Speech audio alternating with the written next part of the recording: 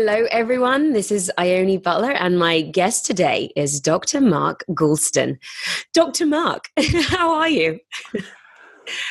I'll tell you, I am better than I've ever been, and I'm very fortunate because a lot of people can't do what I'm about to tell you, and I can do it because I'm old or older. Okay, what is that? So here's the secret, but a lot of people can't do this. Everybody, including you, especially you, everybody and everything I do, I look forward to because I eliminated anybody and everything I didn't look forward to. You just made those choices to say no to the things that you didn't want. And to be, and I don't mean to be arrogant, I've just earned the right to be a little discerning after all these years. So when I'm with people, and you've already passed the test with spades, what I'm thinking to myself is, how soon would I want to speak to this person again? Is that enough for now? Is that enough forever? So if it's enough forever, I don't see them again. Right. If it's enough for now, there's a good chance it's very transactional. Maybe we'll have another conversation to see if that leads somewhere. But I want to touch. No, go ahead. I want to touch on that again. But I love to start these episodes by asking my guests to introduce themselves so that people have a little bit of context about who you are and the work you do. And then I'm really interested in finding out more about this because I have questions. So yeah, would you like to just tell people a little bit about yourself? Okay, well, I was trained as a psychiatrist, and for 25 years, I was a suicide specialist, kind of boots on the ground. I wasn't a researcher. And one of my first mentors founded, he was the pioneer in the study of suicide, and he was the founder of something called the American Association of Suicidology. He co-founded the Suicide Prevention Centers in Washington and Los Angeles. He was a psychologist named Dr. Edwin Schneidman. And early on, since he was a mentor, you're only supposed to see, it's recommended that, if you have a psychiatric or psychotherapy practice, that you only see one suicidal person at a time because they can be kind of draining, exhausting. Makes sense. And about a third of my practice was suicidal people because Dr. Schneidman would go up to the inpatient units at UCLA, and he'd do a consult on patients who needed to be discharged, but they were still suicidal. They weren't acutely suicidal. You can't keep people there forever. And the residents, didn't necessarily want to see them after they were discharged. So Ed would go up and meet with these women and men. He'd call me on the phone. It was always the same call. He'd say, "Mark, this is Ed. I'm with this lovely young woman. I'm with this handsome young man. They're in a lot of pain, Mark. You could help them. See them." And then you put them on the phone, and then, I'd make an appointment and I'd see them. So can I share a quick anecdote with you? Of course. That will tell everything. Yeah. So in one of my books, Just Listen, which is about how do you listen to people from their inside out? How do you listen to people so that they don't just feel understood, they feel felt? And a lot of that occurred when I was seeing someone I will call Nancy. That's not her name, but we'll call her that. And she had made 3 suicide attempts and had been in the hospital 3 to 5 months every year for the previous 5 years. Now, this was many years ago. You can't keep someone in more than 3 to 5 days now. And so I was with her, and I didn't think I was helping her at all. In fact, she would be looking 10 degrees to the left or the right, and she wasn't catatonic, but she was kind of lifeless in her eyes. And so I was moonlighting one weekend, which means covering for other doctors. I was doing that at a state psychiatric hospital in Los Angeles. And so sometimes when you do that, you're up 36 hours. You're a little tired. So I see her on a Monday, and it's the usual thing. And I didn't think I was helping her. I'd been seeing her 6 months, but that was the longest she'd gone without a suicide attempt or hospitalization. But I didn't think I was helping her at all. And then suddenly when I'm with her... Why did you think you weren't helping her if in that time she hadn't made an attempt? Well, I guess I was, but there was a part of me that... There wasn't like a noticeable, or she wasn't saying anything that made you think that it was... Yeah, I'm glad you just said that because I guess I didn't give myself enough credit because you're right. If she didn't make an attempt for 6 months, then I probably was helping her. But it was that feeling like I could just feel the pain she was in, and it was just still there. Mm-hmm. And so I'm with her, and I'm overtired, sleep deprived. And as I'm looking out in the room, all the color in the room turns to black and white. So when I'm looking out, the room is black and white. And I suddenly get these cold, chilling feelings. Mm-hmm. And I thought I was having a stroke or a seizure. So I'm a medical doctor, and I did a neurologic exam on myself. I'm tapping my nose, I'm tapping my knees, I'm looking at my finger to see if I'm having a stroke or a seizure. And then I said to myself, I'm all here. I'm not having a stroke or seizure. And then I said to myself, I think I'm looking at the world and feeling what she feels. Mm-hmm. So because I was sleep deprived, I blurted the following, which I probably shouldn't have said, but I came out and I said, Nancy, I didn't know it was so bad, and I can't help you kill yourself. But if you do, I will still think well of you. I will miss you. And maybe I'll understand why you had to do it to get out of the pain. And that was the first time she looked at me. And when she looked at me, she looked right into my eyes. And that's when I learned how to listen into people's eyes. And I got a little paranoid. I thought she was going to say, thank you, I'm overdue. And I said, what are you thinking, Nancy? And she looked right through me and she said, if you can really understand why I might have to kill myself to get out of the pain, maybe I won't need to. Wow. And then she smiled and she started to let go of her being suicidal. And then while I had her eye contact with mine, I said, this is what I'm going to do. I'm not going to give you any advice, suggestions, or treatment or anything that you don't want, that you won't follow through on, and then come back and feel guilty you didn't follow through on. Would that be okay? So this is the first time we're making eye contact, and her eyes looked at mine with a look that said, keep talking, I'm intrigued. And so I looked her in the eye and I said, what I'm going to do is I'm going to find you wherever you are and keep you company there as long as it takes, because you've been there alone at 3 a.m. too many times, and I just don't want you to be there alone. Would that be okay? Then I started to see some emotion arise. And so I'm a medical doctor, and my approach to dealing with people who are feeling suicidal, it's like a wound to their soul, spirit, and psyche. It's like, and if you know anything about physical wounds, what you do is you go in, you clean it out, and you leave a drain in. And the body heals from the inside out. So my approach was to go in and join them in the dark night of the soul and leave an empathic drain. And they healed from the inside out with hope. It's pretty simple if you think about it. I mean, it's so powerful. I speak to a lot of people, and I speak about depression and those feelings a lot. And there's a struggle with, I want to try and fix things and say the right thing to kind of offer advice and stuff. But I mean, I think what you're saying is the way to go. How do you meet someone there? So other than, I mean, in this instance, you were saying that you understand how dark it is and you can understand why she'd feel that way. Is it just asking them about how they're feeling? Because my concern is that you're just perpetuating that. But is it that people just want to be heard and they want to be able to say, and they just want someone to listen? They don't need someone to give advice. Well, have you ever had a conversation where you just wanted to be listened to and you didn't want advice? And if the person was able to listen to you,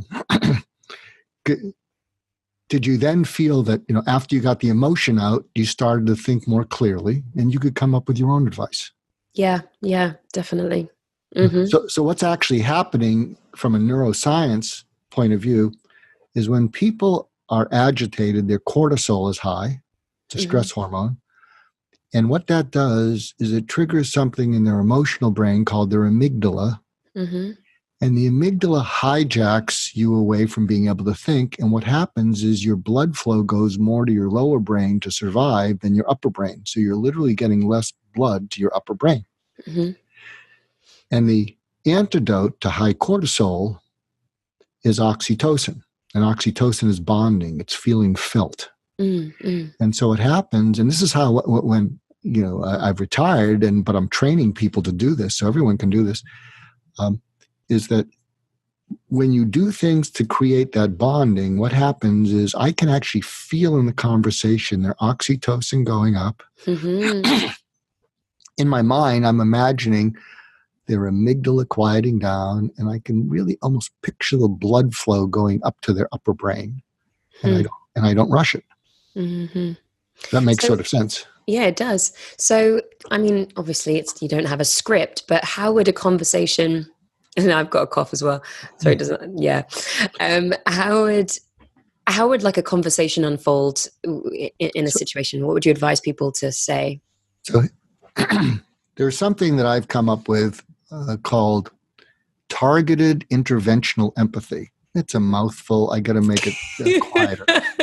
But do you know what CRISPR is? No. So CRISPR, CRISPR, is a way of going into genes and doing genetic re-engineering. I think I heard of this recently because my friend had a client, he's an attorney, and she had a patent that helped you break things down, and somebody had taken her technology and just hadn't paid her for years. So I legitimately heard about this last Thursday. So sorry, it's kind of cool.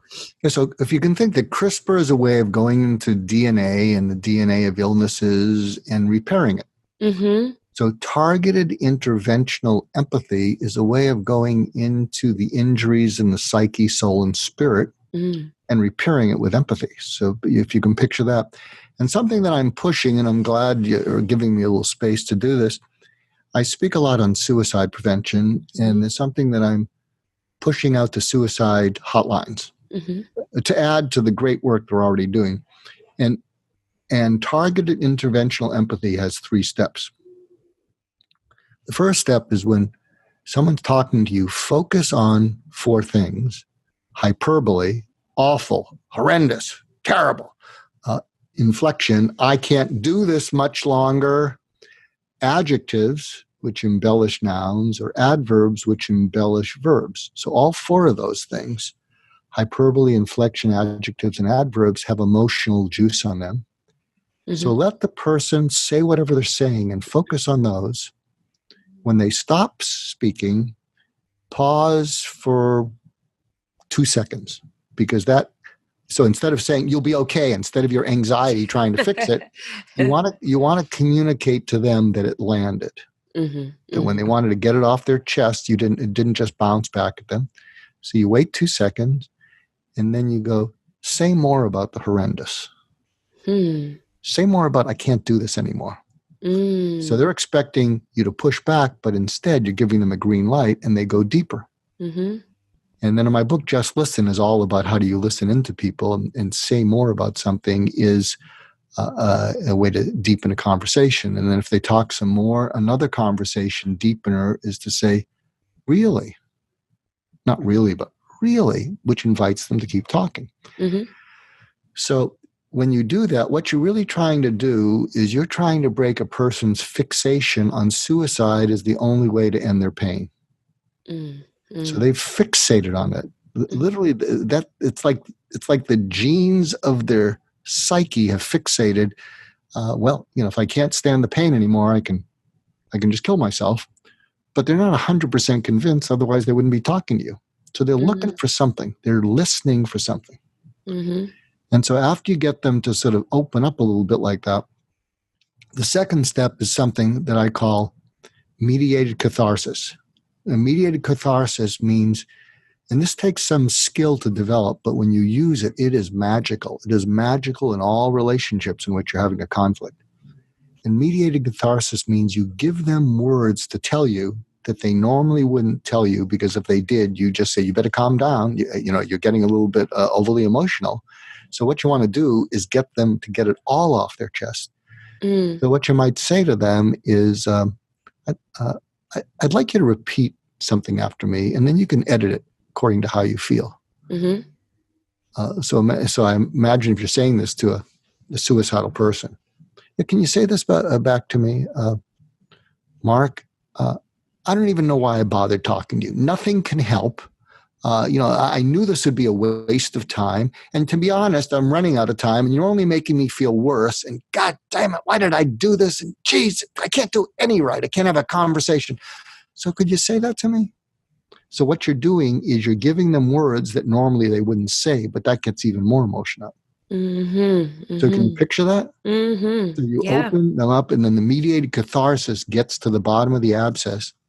And then after that, the third part of this targeted interventional empathy is you're feeling them get more off their chest. And then you say to them, 7 words. You're going to go, what? Yeah, 7 words. They're going to go, WTF, 7 words. And then you say it like this. So imagine, if you're agitated or if you're suicidal, imagine someone saying to you, 7 words: hurt, afraid, angry, ashamed, alone, lonely, tired. Pick one. And it shouldn't surprise you, suicidal people will say, all of them. Good. And then tell me about one. And then what you want to do. So you label the person, the friend labels the. Absolutely. Yeah. Okay. Because see, that's the interventional empathy, because a lot of times if you say to someone, are you depressed? I'm fricking calling a suicide hotline. What do you think I am, a happy camper? And so what they feel is, well, they won't say that, but what they're feeling is, okay, I understand you're checking boxes and you're following the protocol, but I'm running out of time here. So you say those 7 words, are they the same 7 words, or are they words that you've got from the conversation that you feel like they might be feeling?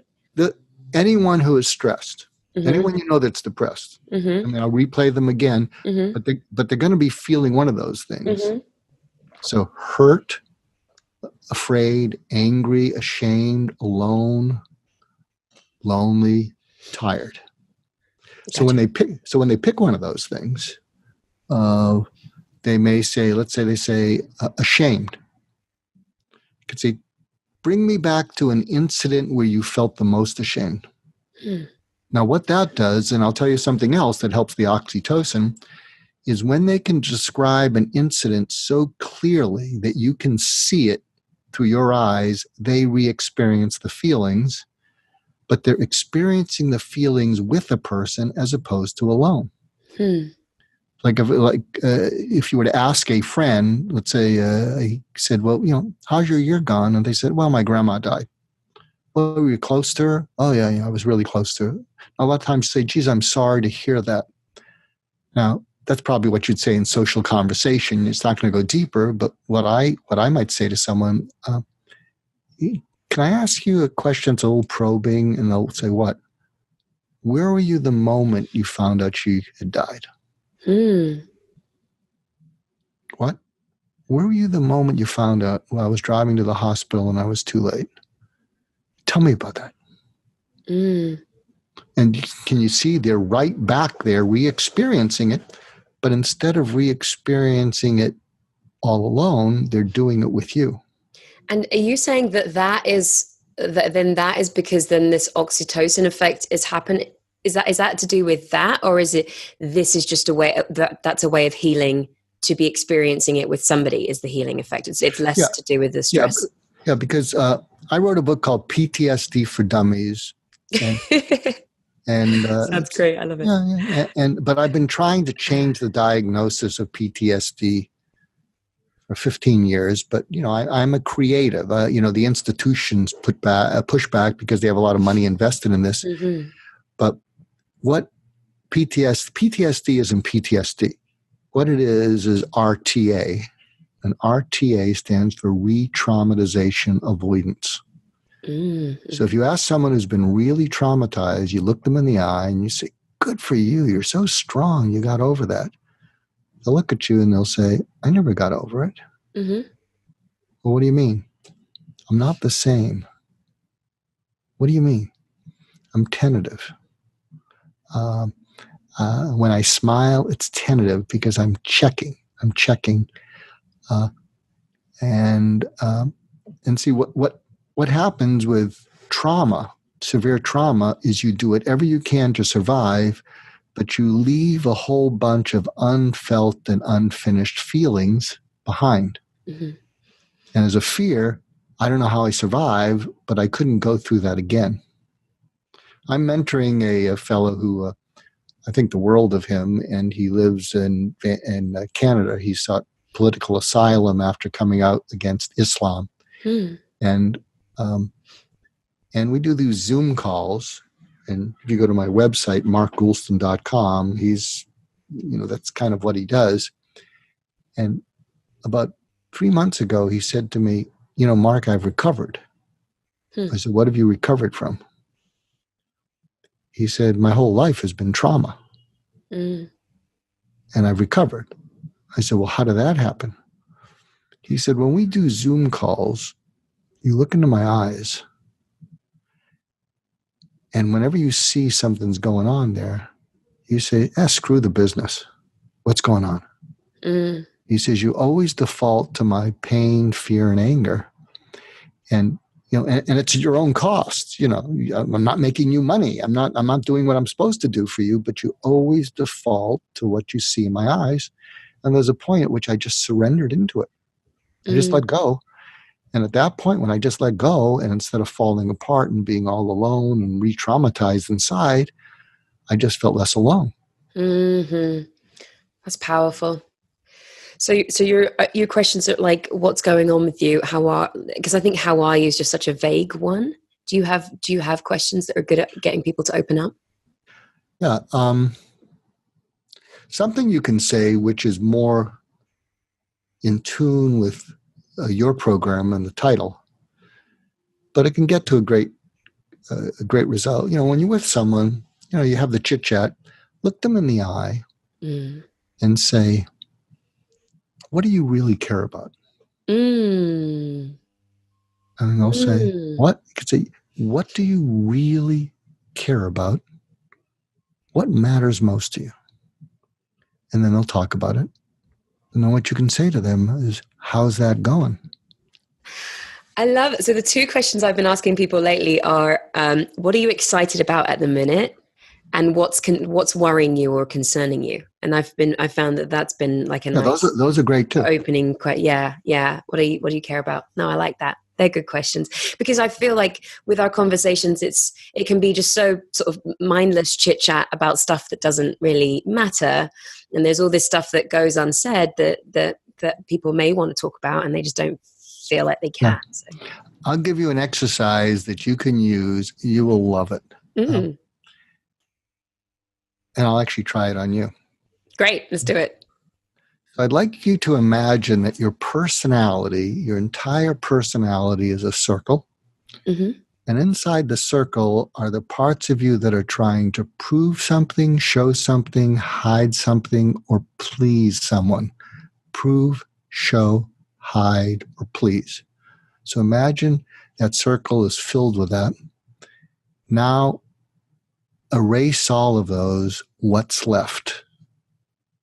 Nothing. And a lot of people say nothing. And if you say nothing, then you're leased out to the world. You don't own you. And if you can eliminate those and go for a walk, you might discover a calling that's been calling out to you, but it couldn't get through to you because you're so involved with proving, showing, hiding, or pleasing. That makes sense. A friend of mine, there's a great book that I recommend called 10-10-10 by Susie Welsh. She's married to Jack Welch. Jack Welch was from GE and what's GE? Sorry, General Electric. Gotcha. Small company. Just checking, because I'm just confirming. Used to be a big company, but since Jack Welch left, really, it's fallen apart. But he's married to Susie Welsh, who used to be the editor-in-chief of Harvard Business Review. And one of her lesser-known books is called 10-10-10. And what that stands for is, before you make it a decision, think of what you'll feel about it 10 minutes from now, 10 months from now, and 10 years from now. I like that. And she said, when I was a single, divorced mother, if my kids were expecting a birthday party, but I had to work that weekend, 10 minutes from now, they were going to be really upset. But 10 months from now, I might get a raise and be a better provider because I'm working. And so I would have to just say, I'm sorry, I have to go in. He said, but the big question is, think about a decision 10 years from now. And she said, that's when I realized I needed to get a divorce. So that's when you're walking, in some mountain trail or on the beach, and you imagine kind of the decisions you're making now, and then imagine yourself 10 years from now. That's a big one. I have a friend that's in a relationship and has been for a long time, and I think that's something that I want to say to her, because it's not, she's very unhappy and she's scared to leave, and it's that 10, and I think she just sort of sees the immediate, but it's 10 years from now. I know that she doesn't want to be there in 10 years. So I think that's a great. So here's a little advice to give her to help her leave. So something I'm working on is helping parents to develop resilience in children. So important. Oh, absolutely. And so there's 4 ways that parents can respond. So imagine this. You're born into the world.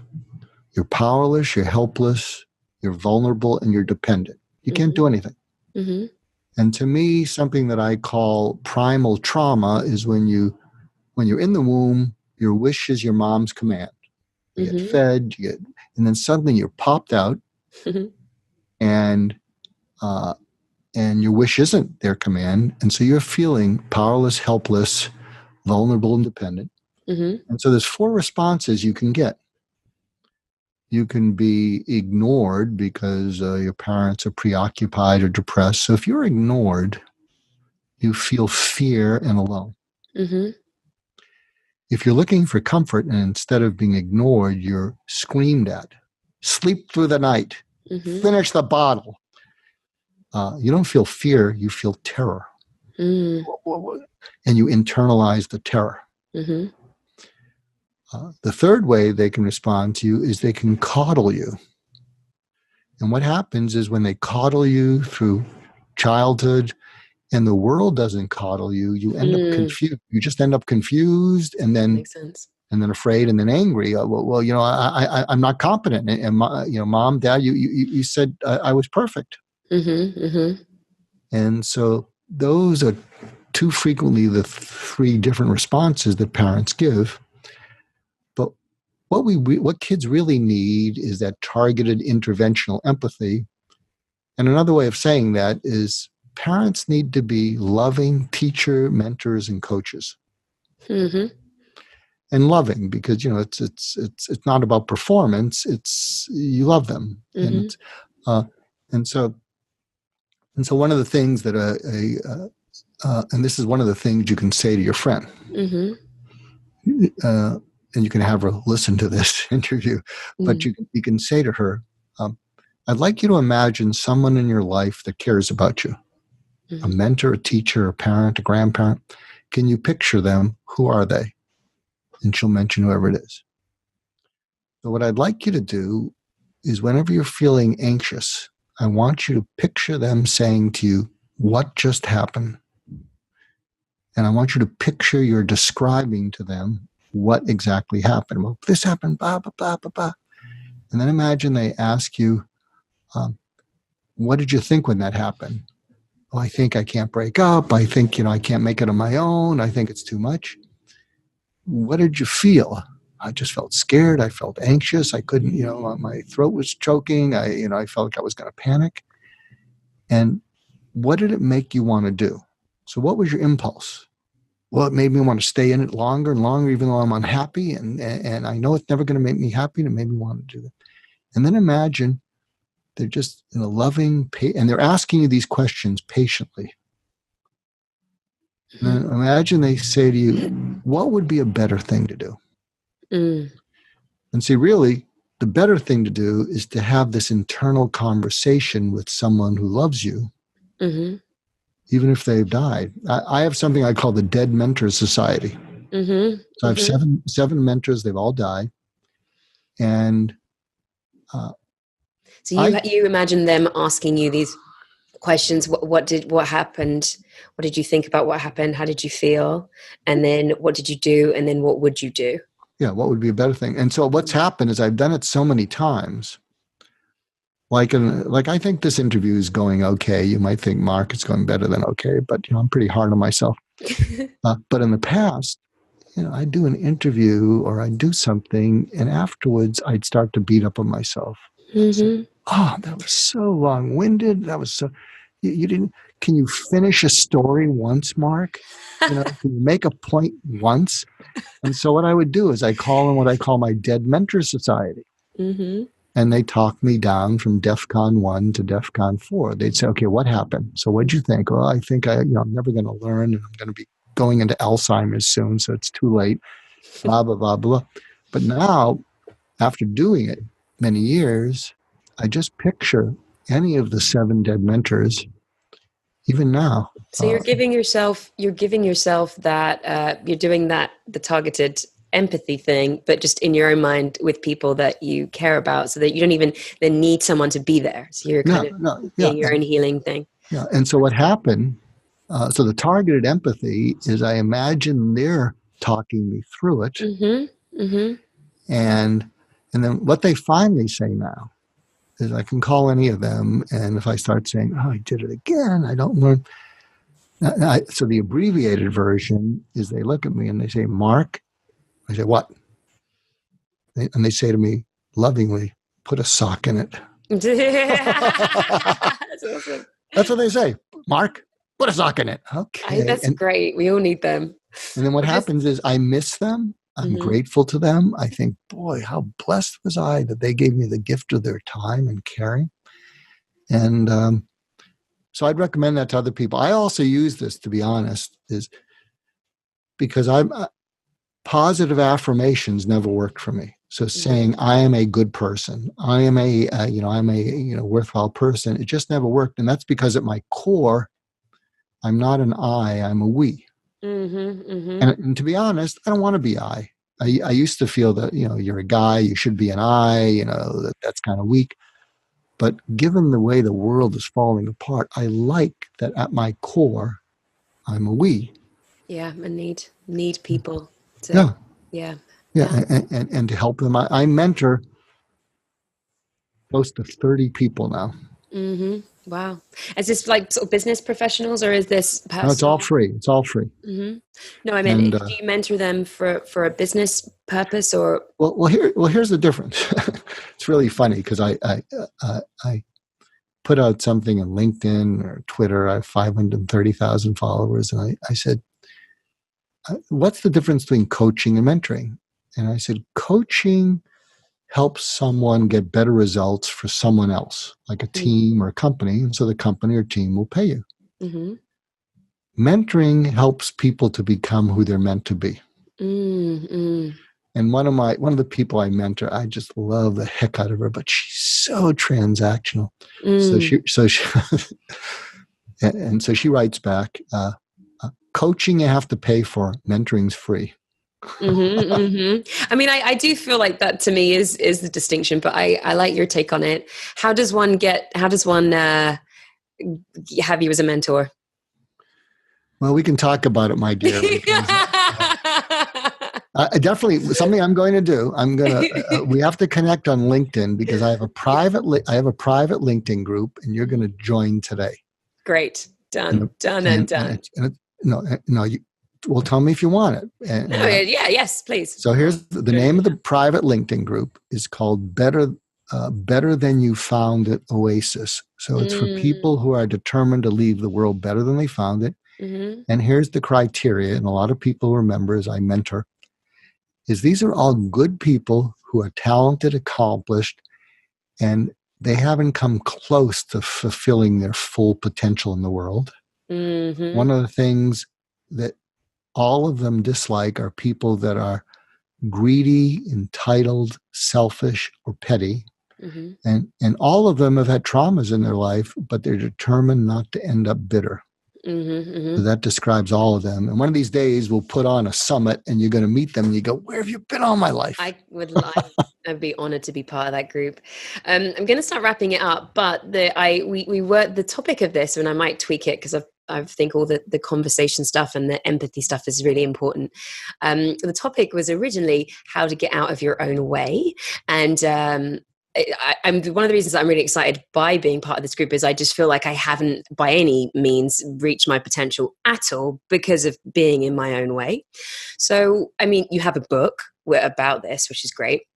But what would be some of the key points that you say or help people to get out their own way?